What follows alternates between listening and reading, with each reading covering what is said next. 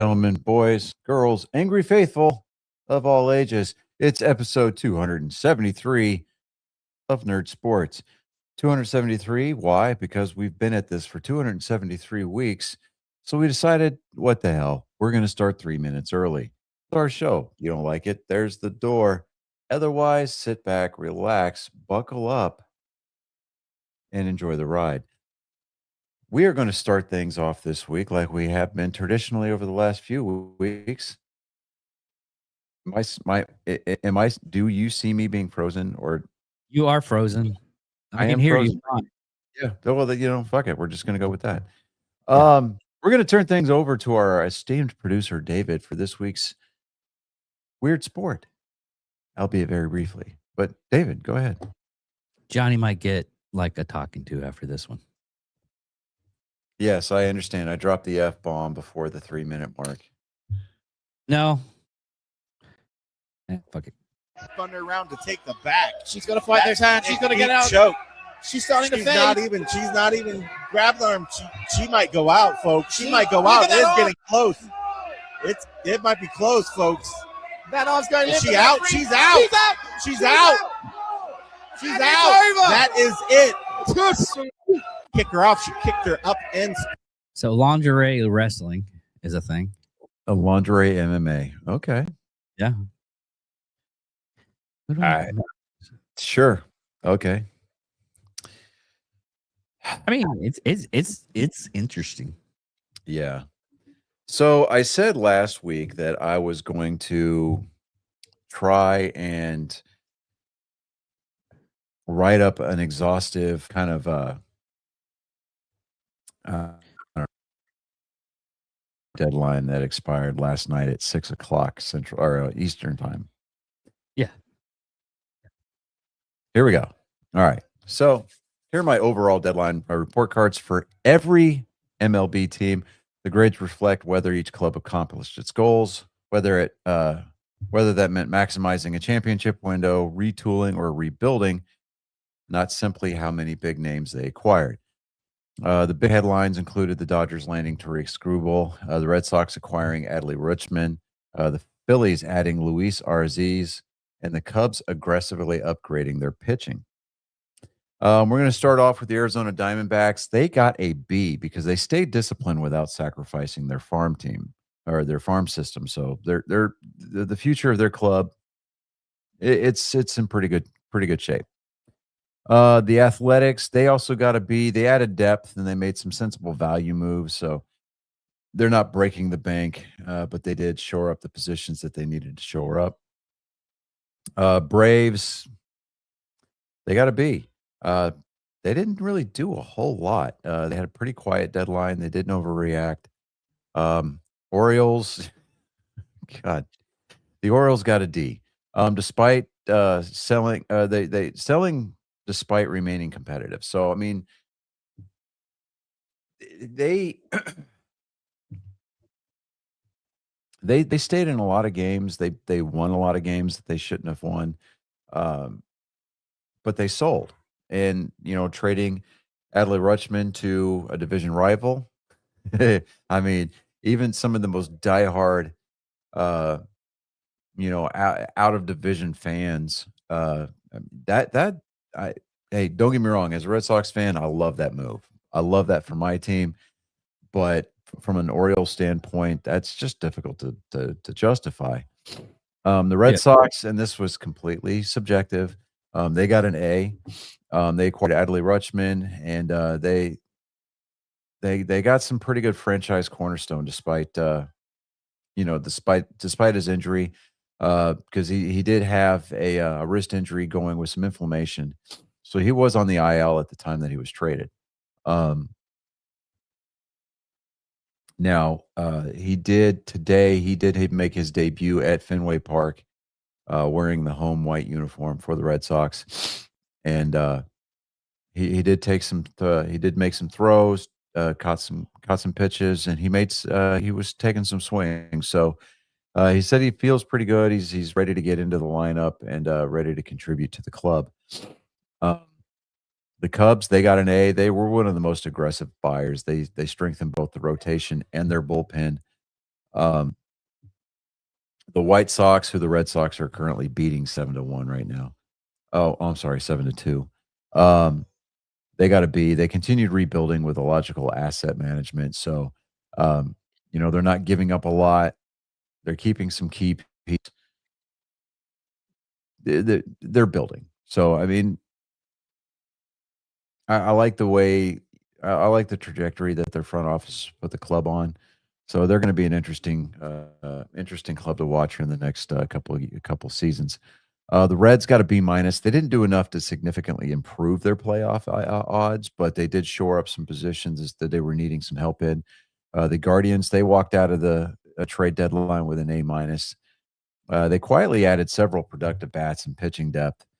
The Rockies got a B, surprisingly. They focused appropriately on long-term assets. So they're not they know that, trading now is not gonna do anybody any good because they're just so far out of it. So they're looking ahead to next, they're looking down the road. Yeah. The Astros got a B plus. Well, let me back up. The Tigers got a B minus because the trading Tariq Skubal was understandable. But there's a lot of people that think that the Dodgers really got over on that trade because they didn't really give up a lot for him. Yeah, that was one thing that I've been hearing, like, everything over over on TikTok and X. That was the main thing that was, like, fully on my feed for the last 2 days. Mhm. And I was like, And then something else too. I mean, some of them was Well like, some of the stuff was like, oh, Dodgers traded for this guy for like a cheeseburger and a Happy Meal, and they got a really good prize out of it. He was the prize. It was yeah, just ridiculous. but here's the thing though. There's a lot of people that are complaining, past, the Dodgers kinda really seeming like they're fleecing everybody this trade deadline. Yeah. But with the, collective bargaining agreement coming up for, expiration in December, Okay. Yeah. this is really gonna put a focus on making baseball have a salary cap. Yeah, and there was a lot of other stuff that people were talking about with that was There's a lot of people that are they're afraid that this is gonna break baseball for a season or 2. I don't think it's gonna break baseball for a season, but it's gonna change some stuff to where they're Well, gonna have to rework how they get players or baseball pursue. needs to I know it's not it's not a popular take, especially amongst the players union, but it it's, it definitely needs a salary cap because, man, it's almost like the Dodgers are trying to go around and collecting infinity stones. Yeah. Yeah. And it really I don't know, man. I just I mean, if they're operating within the rules, hey, they can do them along. It's whatever. But Well, from a the other thing is, from a traditional fan standpoint, this just does not it doesn't bode well because right now, I think what I heard the number last night. The Dodgers are in position to pay like $183 million to the luxury tax because of their payroll. And I'm like, hey, if you've got that kind of capital, throwing it around like that, fine, sure, go for it, knock yourself out. But it just the Dodgers, honestly, they didn't need any help. I mean, and no. I mean, what is to be fair, they're going for like the third where they're well, they're attempting to three-peat, to be the first team to three-peat as World Series champions. Do I want to see it happen? Part of me does, just because it's never been done before. yeah. But on the other side of it, it's like the Dodgers, um, they need to be careful because they're going to become the modern day Yankees, the evil empire of the West Coast. Uh, Mm. Because when free agency became a thing back in the 70s, George Steinbrenner, the boss, the original boss, he that's how he started building those teams, the teams of the 90s. I mean, that's how he got Reggie Jackson away from the Oakland A's. I mean, it just but throwing it money, took like throwing 20 money. years Well, to see, get to throwing money at the at players. Hey, come play for my team, play for this organization. You're going to come in, you're going to win rings. Um, I mean, that was the reason why they came up with the luxury tax, and I think that the luxury tax is no longer an effective deterrent for that. Yeah, ownership. especially since you can like just throw more money at it and like, oh, we'll pay the tax. Yeah, Screw it. yeah. Yeah. It's not an effective deterrent anymore, No, and they need to have something more permanent. They need to have a salary cap. they Sure should have do. had a salary cap. They should have had a salary cap back in the 90s, starting They up they in, should have. They should have. They should have. but kept on. But moving on, the Astros, they got to be plus. They filled some offensive needs without emptying the farm system, which is always a plus because Didn't they have a? the more, Didn't go ahead. Okay, I just seen this recently. Didn't they have a player that was playing for I think the Blue Jays? Or Yeah, is that Dalton Varshaw. They're actually playing right now down the road at Dyken Park.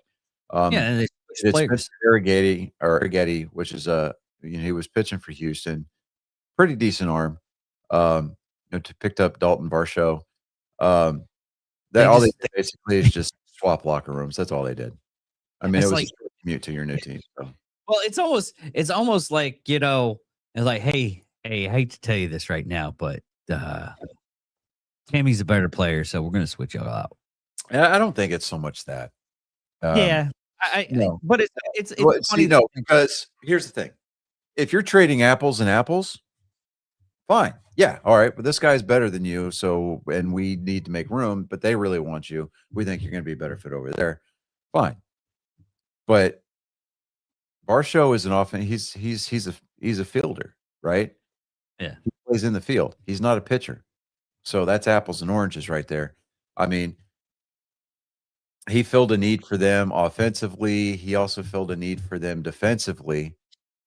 And Spencer Arrighetti, being a mid-level arm and looking at the way that Toronto's been performing this year, especially with their rotation and their bullpen, he filled an immediate need for them. Now, is Toronto to all of a sudden eligible to make the playoffs? I doubt it very seriously. Right now, they're, I think, like 14 games under 500 or something like that.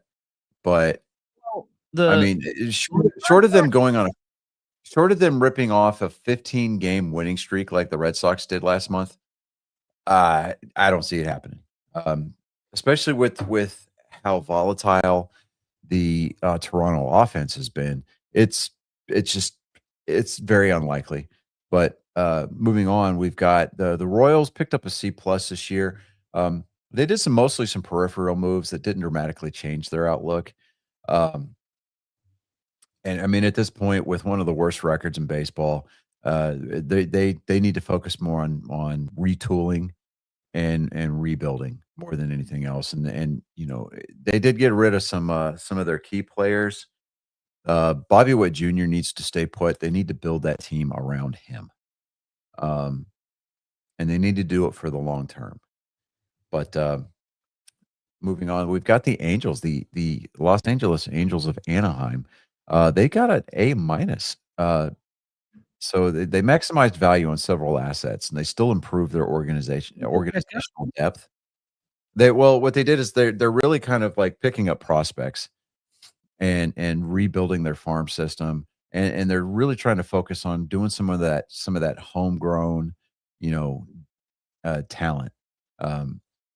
bring a guy up through the organization, and it builds some kind of loyalty there. Um, Hey, can I ask you a question real quick though?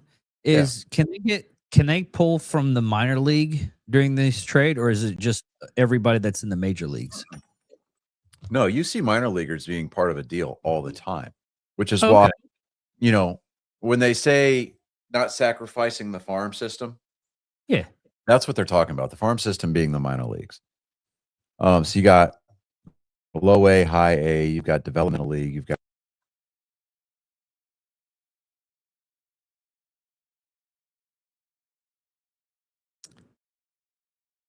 Can't hear a word. oof. There we go. What? What? That whole It's sentence- 9-2 Boston. No, that whole sentence that you just did, no one heard.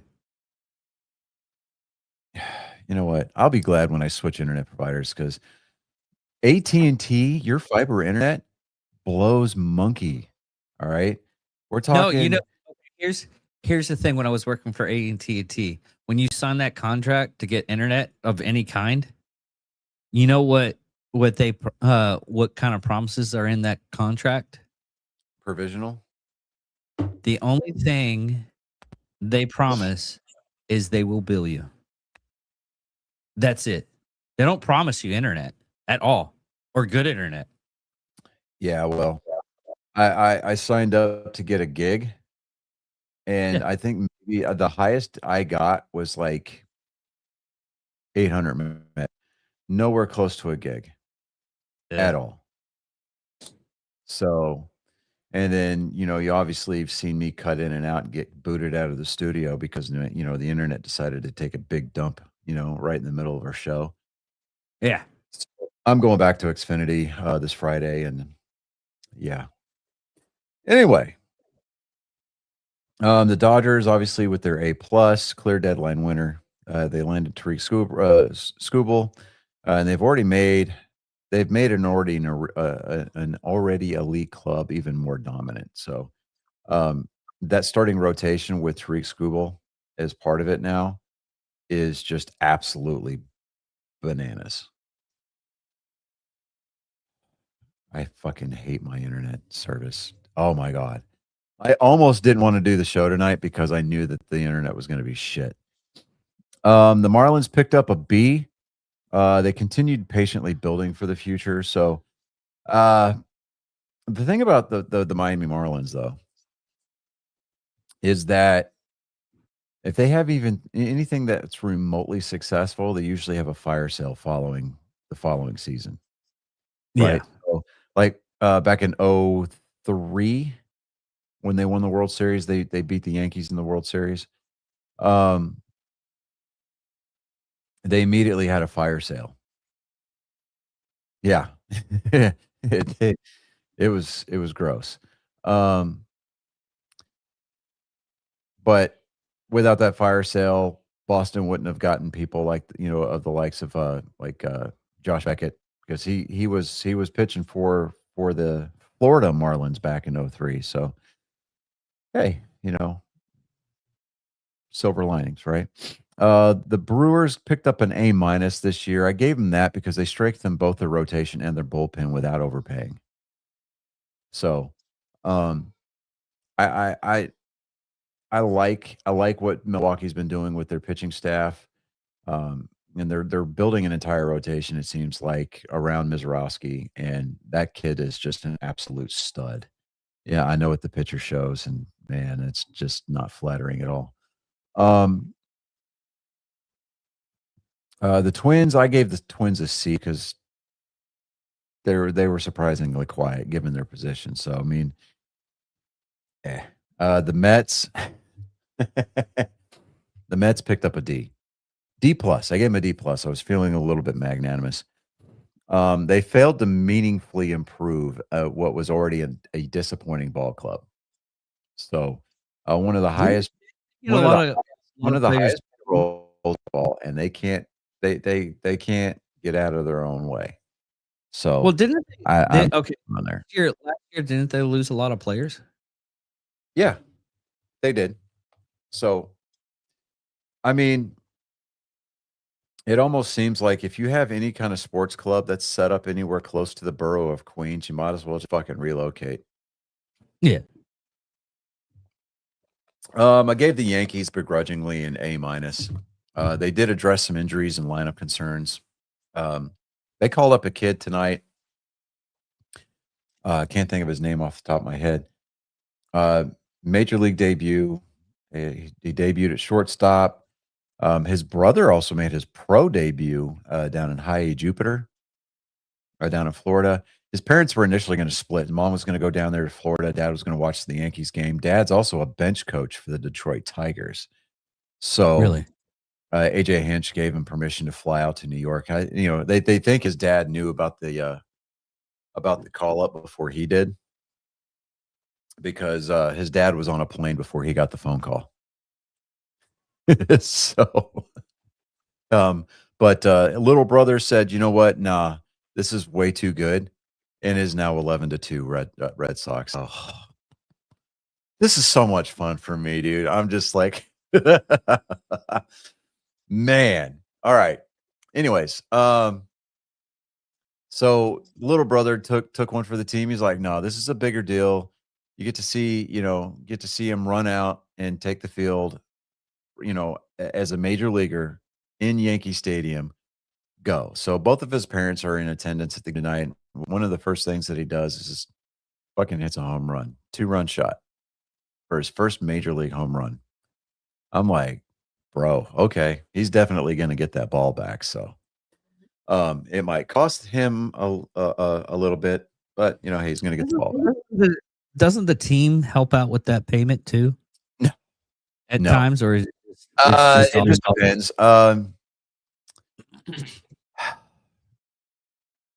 Now I know that, like, when Derek Jeter got his 3,000th hit, Mhm. my camera was. Just go with it. Just go with I'm it. just going with it. I'm just going with it. When Derek Jeter hit his 3,000th hit, or was it 2,000? Yeah, it was his 3,000th. Anyway, the guy that caught the ball, because it was a home run, so the guy that caught the ball actually had been saving up all year to take his dad to a Yankees game. Mhm. And so they were like, "Hey, we want that ball. Here's some memorabilia. So like some Derek Jeter signed baseball cards, a jersey, a signed bat, a couple of baseballs with some autographs on them.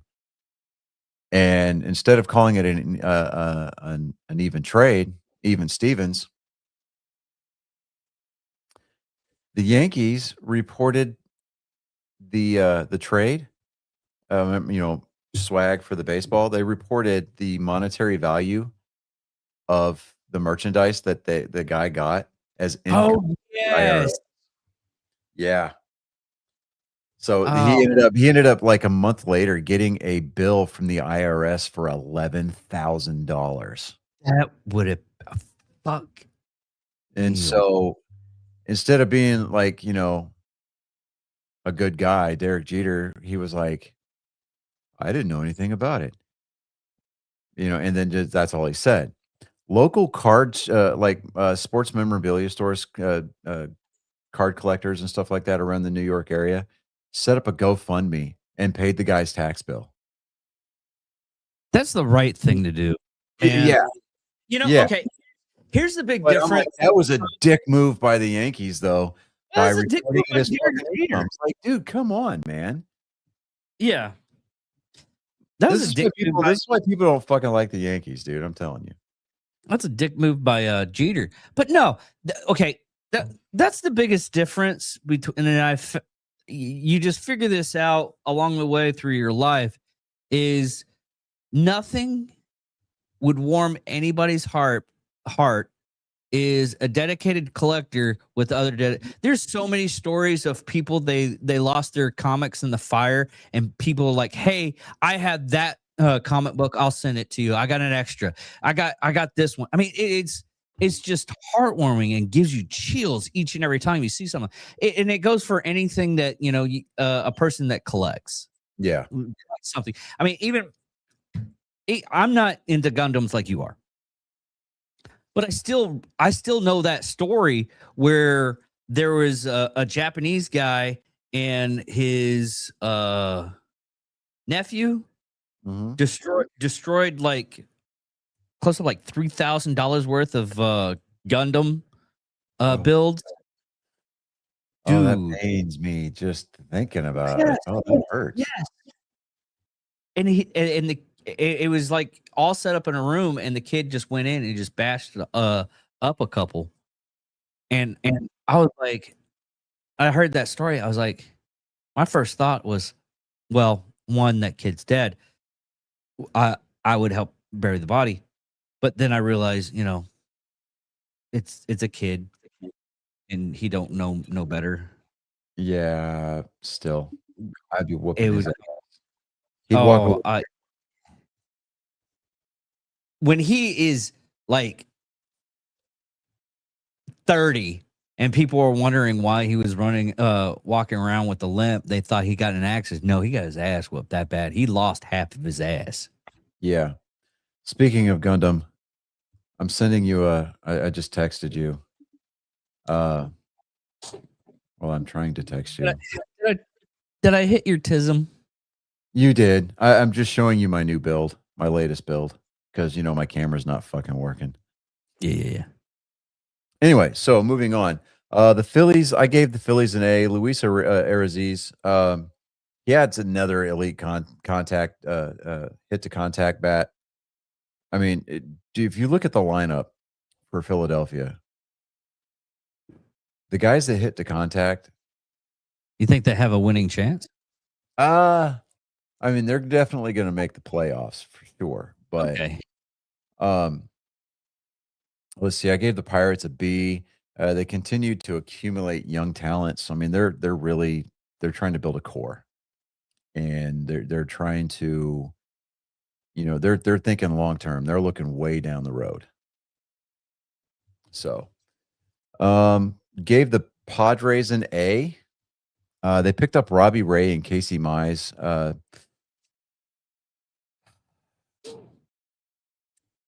Now, depending on who you talk to, AP News says that it's going to significantly strengthen a postseason rotation. Well, that would make sense if the Padres made the postseason. I think that their pitching definitely needed help, and that's why I gave them an A, because those two pickups right there, Casey Mize coming over from the Detroit Tigers, he's a good arm. Robbie Ray, he's got some electric stuff. He's got some consistency issues. But I mean, overall, their pitching staff definitely got better with those two pickups. I gave the Giants an A minus. They're fully committed to retooling. So the three big contracts that they were trying to get out from underneath, they didn't do anything with them. That's why I didn't give them an A plus. But they're committed to fully retooling, and they're bringing back some premium prospects for veterans. So the Mariners, I gave the Mariners a B plus. Taylor Ward definitely addresses some offensive weaknesses for the Seattle Mariners. They're not nearly as competitive as they were last season. Of course, I know it's a different team, but you're seeing people like Cal Raleigh, who hit 60 home runs in the regular season last year as a catcher. His production's nowhere near that this year. I mean, nobody thought that it was going to be, and if you did, that's unrealistic, and you need to check your privilege at the door. The Cardinals, I get the Cardinals a C this year. They did some minimal impact moves. Really nothing. I mean, they're out of. I mean, they're out of contention. They're not going to make the playoffs. That much is a given. But I don't know. We'll see how we'll see how next year plays out. Because I mean, we got the winter meetings, and the free agency is going to start opening up, and I don't see clubs like St. Louis staying down in the ditches for too long. It's just way too big of a market for them to not be competitive. Let me see here. I gave the Rays a B because they did add some upside while remaining financially flexible, which is kind of the trademark for Tampa Bay. They're out there holding first place in the American League East with a third of the payroll that Boston and New York are using. So, and they're doing it effectively. So there's something in the water down there in Tampa, I'm telling you. The Rangers, I give the Rangers a B minus. They needed more help than they ultimately acquired, so they didn't really have it very productive. They already did a couple of trades like in May. Yeah, but we're talking about the trade deadline specifically. All right. This is the last opportunity going into what is ultimately going to be a postseason run for the Texas Rangers, unless they just absolutely shit the bed the last month and a half of the season. Well, okay, right now, I mean, if you're looking at the standings right now, and this is another thing that I looked up and I got a load of posts on, was Houston and Rangers like battling out for AL West. Well, the Rangers just got swept by Houston. Yeah. over the week during the week or over the weekend. Okay, here's the thing. Okay, I'm looking at the standings right now. Seattle is okay. The Athletics gone. The Angels gone. They can't make this make up with all the stuff. You got Houston. Those two teams got eliminated from postseason contention back in April. All right, they got eliminated on opening day. They got eliminated from postseason contention when spring training opened up. How did they get? How did that happen? It's a joke, David. It's a joke. Okay. The clubs are just that bad. Okay, But the Rangers, anyway. the Rangers did hold first place for a while, but I mean, the Astros figured something out. They went on a 6-game winning streak. It got snapped yesterday, but and right now, but the competition right now is with the Seattle Mariners, because they're Seattle is in a very. I mean, they're right now. I'll look at the standings here. Hold on. Okay, but let me get over this on this. Rangers and Seattle are neck and neck right now. Almost everything is the same thing. The only thing is the L10, which Rangers have 3-7 and Mariners got 4-6. But their standings are not too close, but they're it would be hard to tell.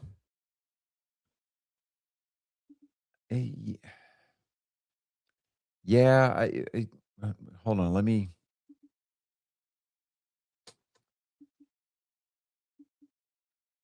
Oh my God. Yeah. Okay. You see what I mean?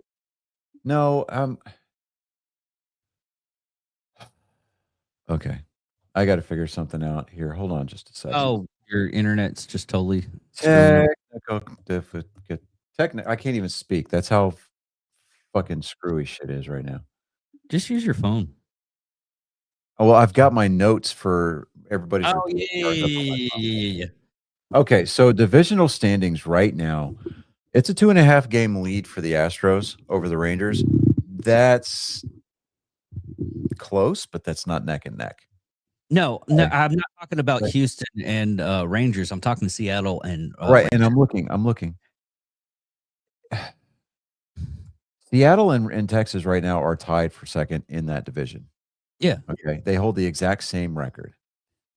Okay. Yeah. They're both 3 games under 300. Okay. They're 2.5 back of the Astros. And if we're talking about wild card standings, the only difference between, I mean, they're a game and a half out, right? Mm-hmm. Can they theoretically make a push to take over that third spot?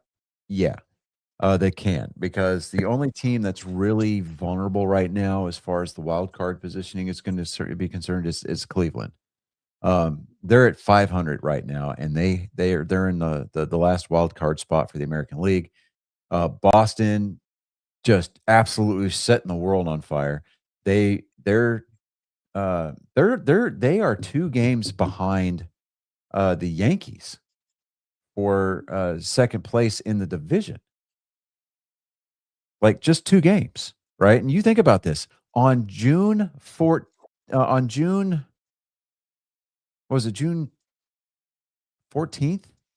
I think it was.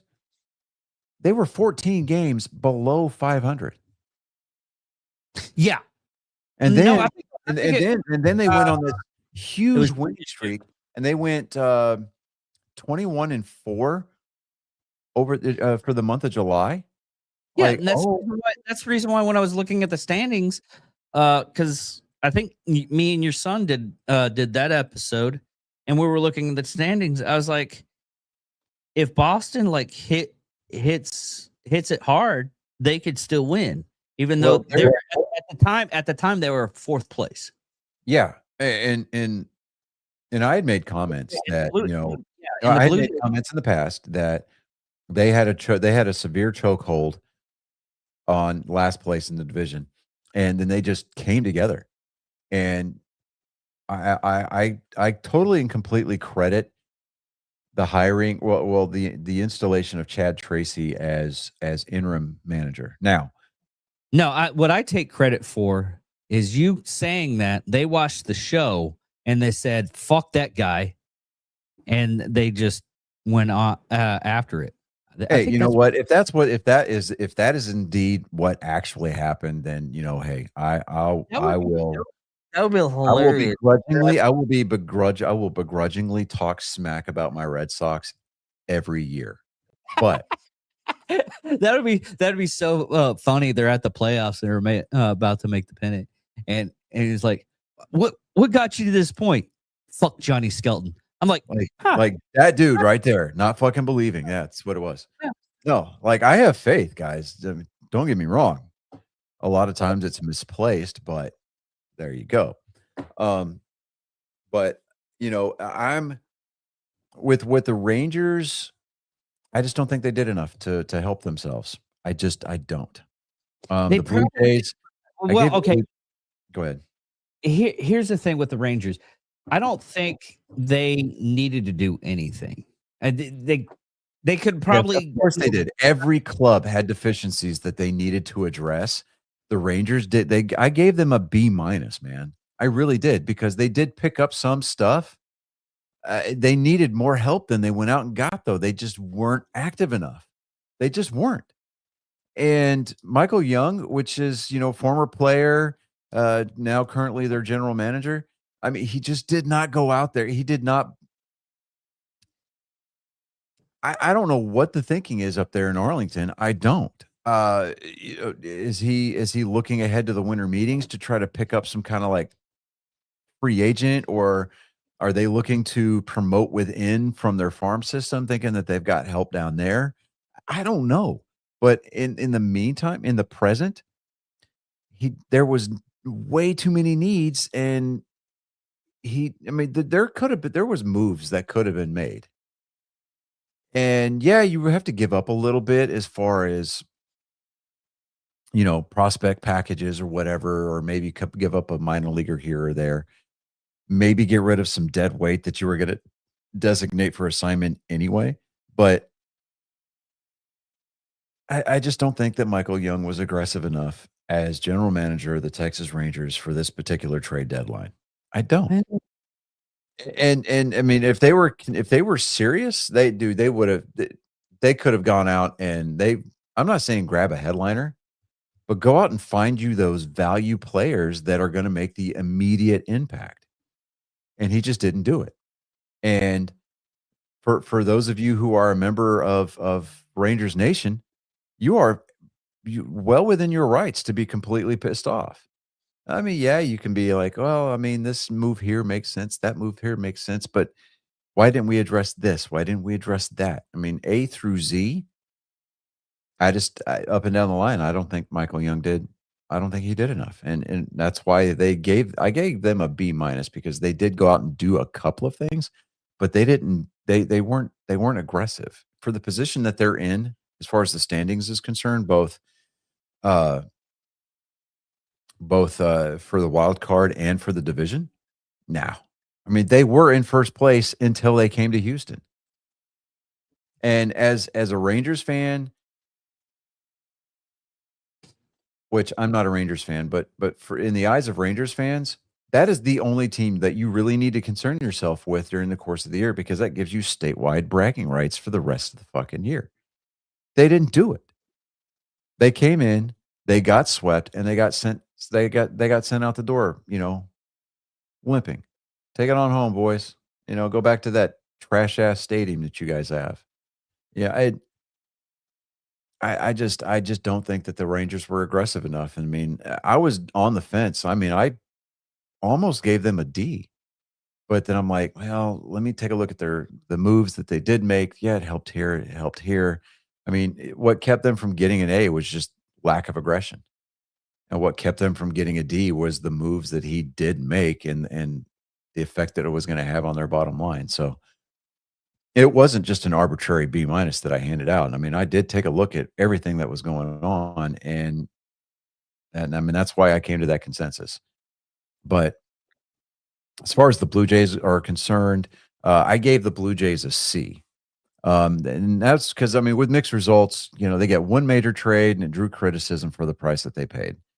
So, um, and and plus that straight trade that they made with Houston before, or what was it, on Monday? Yeah, it was yesterday. Spencer Arrighetti for Dalton Varsho. Uh, they gave up a pretty good offensive bat in an offense that already had been struggling. They gave up a decent, I mean, actually a really good defensive glove when their run differential is absolute trash. And they got a pitcher that is not nearly consistent enough to be considered safe. He'll chew up some innings for you. Um, and the guy's a workhorse, but Yeah, but Spencer sometimes Arrighetti, you need that. I mean, I don't know, man. I wasn't happy with that trade. I just didn't think that it served. I don't think that it served Toronto any good at all. I think they actually got fucked on that deal, but that's neither here nor there. Um, I gave the Nationals a B minus. They did get some reasonable returns for the veterans, but nothing franchise altering. Uh,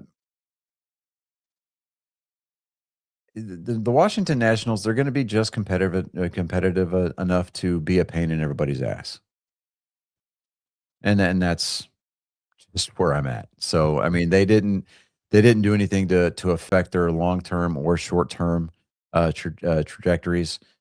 And I mean, really, if you think about it, that's kind of what the trade deadline's for.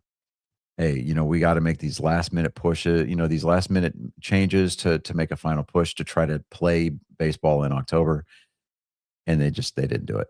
So they got to be minus. Biggest winners, obviously, we've got the Dodgers uh, with the A plus. Everybody else, 2 through 5, you got the Cubs, Phillies, Red Sox, and the Padres, all with A's. Biggest losers this trade deadline is the Orioles with a D, the Mets with a D plus, Blue Jays, Cardinals, and Twins in that order all got C's. Now, the common theme of this deadline was that the contenders were unusually aggressive. Los Angeles, Chicago, Philadelphia, San Diego, Boston all significantly improved their playoff outlooks. Clubs like Baltimore and Detroit made difficult long-term decisions. Sports radio in those towns are going to be talking about them for a couple of years. The Dodgers emerged as the consensus winner after acquiring Skubal, but while Baltimore's decision to part with Rutschman became the deadline's most controversial move. So, I mean, yeah, we lost Carlos Narvaez, really good catcher, but he does tend to strike out a lot. He does have some defensive trends that make him kind of a liability, but the guy's an absolute workhorse. So I mean, you get him behind the plate every day, as opposed to platooning with other guys. Get him that consistent playing time, and I think that I've got no problem thinking that Carlos Narvaez is going to be one of those perennial all-star catchers. Um, he just needs the playing time, and he needs the right kind of instruction going forward. But yeah, I mean, it just with the Orioles just willingly getting bent over a barrel, I'd be, you know, I mean, there's no, I mean, it's no wonder if you watch Orioles games on TV. I mean, there's almost like entire sections that are empty at their ballpark right now, and it's just because fans aren't showing up to watch. I mean, they're not wanting to pay money to watch shit. So, I mean, they can do all the. I mean, fans in Baltimore, if they wanted to watch something burn, they can just go downtown. They don't have to go to the ballpark and spend good money to do that. So Yeah. but that's hopefully I delivered for this year, this year's trade deadline analysis. But let's take a look at the standings real quick, and then we'll move on to football because football's right around the corner, everybody. So, Okay, let me. While you do that, I'm going to see if I can find this video with the Chiefs. And if you know what I'm talking about, just keep it. oh, shut. yeah, I know which one you're talking about with Mahomes. Yeah. Yeah. All right. So the Tampa Bay Rays, of course, they're still in first place by 3.5 games over the New York Yankees. Rays are 7-3 over the last 10. Yankees 5-5 over their last 10. The Red Sox are in third place, 4.5 out, 2.5 or two full games behind second place, and 4.5 behind the Rays. Red Sox are 8-2 over their last 10, winners of their last 5. The Baltimore Orioles, they are three games under 500. They are 11.5 games back. Now they're still only a game and a half out of the wild card.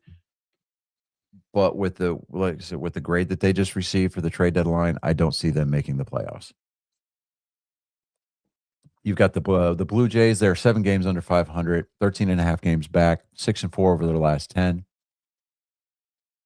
In the Central, you've got the Chicago White Sox, who are currently getting torched 13-2.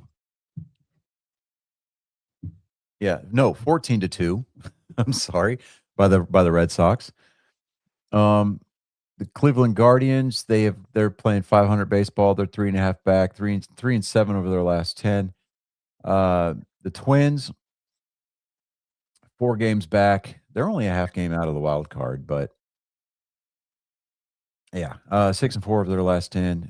You got the aforementioned Detroit, which they're pretty much kicking the can down the road. Said c'est la vie for the rest of the year. They can remain competitive, but I don't see them making the playoffs. They're 5.5 games out of first place in their division, 2 games back in the wild card, and 6-4 over their last 10. The Royals, like I said, they got eliminated on opening day. They are 20 games under 500. Well, no, they're 19 games under 500. 14 games back of first place, 10.5 out of the wild card, 3-7 over their last 10. Then we've got the quote unquote hotly contested American League West. You've got the Houston Astros with a 2.5 game lead over the Texas Rangers. They are at 8-2 over their last 10. Rangers are 3-7 over their last 10. You got the Seattle Mariners playing 3 games under 500 currently, 2.5 games back from the division. They are 4-6 over their last 10. You got the Athletics 12.5 back, 1-9 over their last 10. The Angels are 14.5 back, 2-8 over their last 10. You got the Atlanta Braves. They are in first place in the National League East with a mark of 67-45, 7-3 over their last 10, winners of their last 5. The Philadelphia Phillies 61-53, 7 back in the division and a half game out, or they are up a half game in the wild card standings, 5-5 over their last 10. Miami Marlins, they are 9.5 back, 2 games out of the wild card, 6-4 over their last 10. The Nationals, 13.5 back, 6 games out of the wild card, 2-8 over their last 10. And then you've got the Mets, 48-66, 20 games out of the division, 12.5 back in the wild card. Mathematically, can they still make the playoffs? Yes. Realistically, not a chance in hell. They are 5-5 over their last 10. Last 2 divisions, you got the NL Central. You got the Milwaukee Brewers, which currently hold the best record in baseball, especially after the Dodgers got swept by the Boston Red Sox over the weekend.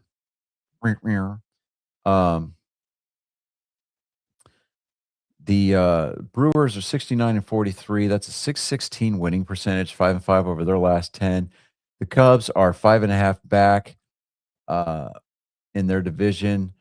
They're up 4 games. They're in the wild card. They hold a 4-game cushion in the wild card. 6-4 over their last 10. You got the Pirates, 13 back, 3.5 back, or 3.5 games out. They are 4-6 over their last 10. The Cardinals, they're 9 games under 500, 13.5 out or back, 4 games out, 4-6 over their last 10. You got the Cincinnati Reds, which is a 54-58. And that's kind of a that's a deceptive 482 because they play. I mean, that team on paper should be a lot better than they are. But all things being fair in love and war, I mean, this is the Cincinnati Reds that we're talking about. So You're always going to have those teams that have better stuff, or they have like a team and you're like, oh, they're going to win it all. And then once they hit the field, just stuff happens. well, I don't necessarily think that it's one of these, oh, they're going to win it all. I do think, however, wow, my camera, it's not even going to let me turn my camera back on. That's fucking That's awesome. Gotta love the internet, man. I'm telling you. Yeah, I think a lot of it is just simply due to the fact that they can't really, that just, it almost seems like they can't get out of their own way. Even more so than the Mets, but it's like, I think the Cincinnati Reds are way better than the 54-58 that they're putting up right now. But Well, moving on. Here's another thought process is sometimes you have good players, but they just don't connect to each other. Well, yeah, chemistry in the clubhouse is got a, it says a lot. It speaks to a lot, but I mean, these guys are also professional baseball players, and so I mean, they should be able to check their egos at the door and put the team mentality up first. But Yeah. I don't know. And out in the West, on the left coast, you got the Dodgers leading the way out there at 69-44, 4-6 over their last 10, losers of their last 4. The Arizona Diamondbacks are 9 games back in the division. And let me see here, 6-4 over their last 10. The Padres are 58-55, 11 games back, 2 games out of the wild card, 8-2 over their last 10 games. The Giants are 48-65, 21 games out, which is why they're retooling for the future. And 12 games back of the wild card. They're 5-5 over their last 10. And then the Rockies. The good old Colorado Rockies bringing up the rear with the gear, 45-68. They are 398. I mean, that's a 398 winning percentage, 24 games back of their division and 15 out of the wild card. They're 4-6 over their last 10, losers of their last 1. They have a run differential of negative 102. It's not as bad as the Athletics, which is negative 155. But man, just damn. It's just, that is unreal. Yeah. Oof. I mean, you're giving up 102 more runs than you're scoring. That's insane. Yeah. I got nothing. Yeah. Go ahead and play that video.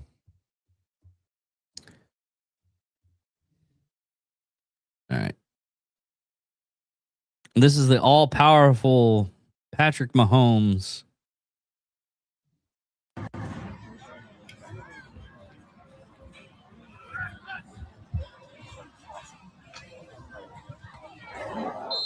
He beans the shit out of him, dude. It just the look on his face is like, oh my God, I can't believe I did that. Yeah. Yeah, well, it couldn't happen to a nicer guy, but He's okay. honestly, I kind of don't want to go over a whole lot of football news just because All it is train. The we don't have to. Yeah, you know what? In fact, I'm kind of the mindset that we land the plane. Okay, we've been doing it for an hour. I mean, Yeah. if all we go through is the stuff and the stuff for the trades, I that- mean, that's I'm just happy, and I'm taking a victory on this one Yeah. because I actually for once in the first, in the 5-6 years that we've been doing this show. 4 years. 4 4 years. years. Every time, everybody adds extra fucking years. Cynthia did that too. She was Sometimes like, well, just because Is it- is- David, and I think a lot of it is because it's just you make relationships seem so unbearable sometimes. I'm telling you. I'm fucking telling you. I'm halfway believing what you're preaching right there. Because okay, me and Cynthia, we went to the I had to drive her to a concert on Friday, and we ended up talking to the mom of the band, lovely woman, and what was messed up is Cynthia was like, "Yeah, we've been hanging out for like 5 to 6 years." I was like, "No, we haven't." She's like, "Yeah." Well, I looked back at the first episode that me and her did together, and it was like 4 years ago. And I was like, "See, I told you." Well, her rain of thought was like, "Well, it was in October, so in October it would be 5 years." I was like, "We'll go with that. All right, fuck. All right." But in all reality, I don't know what it is, but people like I've talked to for like a minute, maybe a minute. They're like, "Oh, we've been hanging out for like 2-3 years." It was Tuesday. We hanged out Tuesday. We found each other Tuesday. That's fucking bad. Seriously. Well, so everybody got a good laugh out of that. I'm like, even my best friends from like I've known for like 20 years, they pop up stuff and like, "Hey, remember when we did this?" No, I don't remember when we did that. When was it? I was in high school. We did XYZ. And you thought, "Yeah, I've seen that joke go around in TikTok. Maybe that's where you picked that one up." No, I think you said it first. I was like, "All right, fine, whatever." I'm a funny motherfucker, dude. I am so hilarious. And I'm in people's minds rent free because of all of that. And I ended up doing I have adventures I didn't even know I was able to have. I'm telling No. you, bro. All right. Next week I should be on the show because I'm working days next week. Yeah, so I should be on the show next week on Monday, so we can go as normal, as regularly scheduled. So, yeah. I have to go to Pearland tomorrow and Friday for physical therapy on my knee, which absolutely feels like hammered dog shit right now. Because there was a lot of climbing last night. Dude, I slept almost the entire day, and I got home. I crashed. I got home about 8:30. Didn't even. Yeah, I didn't even take a shower. I changed clothes when I left work or before I left. Came Yeah. home. I stopped at McDonald's. I got me something to eat. Got an iced coffee, some orange juice. Drove home. I vaguely remember walking in the house, and then I just absolutely crashed. Yeah. So, but I was supposed to go on a day date type thing with my wife today, and by the time we got up and got moving around and everything like that, it was almost fucking 2:00, and I'm like, ugh. Well, that's like I only wanted to sleep for a couple hours today, just so that way I could get the most out of the day. But yeah, I only got like because I just got off of work, same thing as you, picked up some food, ate something. I set up the stuff and everything. And then I was about to change out, and I was like, I don't even want to do that. I'm just gonna watch some Donut Operator and some other stuff, which he got swatted again live on air. You know, I'll be glad when people that do that get caught. It'd be great. I want to see that live. Oh yeah. But anyway, But let's plan. Yeah. yeah. So be back here next week, everybody. Monday night at 8:00 Central Time. You can do the math for the other time zones.